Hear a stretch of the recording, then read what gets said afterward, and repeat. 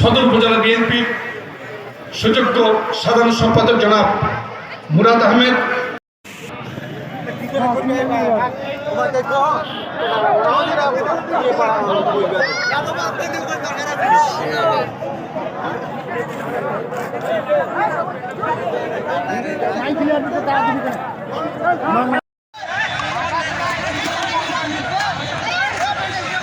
মানুষ ইফতার না পেয়ে চেয়ার টেবিল ছেড়ে উঠে চলে গেছে।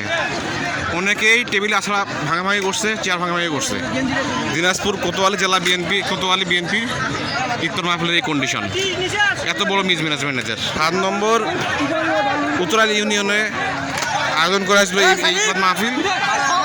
এই ইফতার মাহফিলের এই কন্ডিশন, নেতারা মঞ্চে বসে বসে ইফতার করছে, আর সাধারণ জনগণ নেতাকর্মীরা ইফতার না পেয়ে চলে গেছে।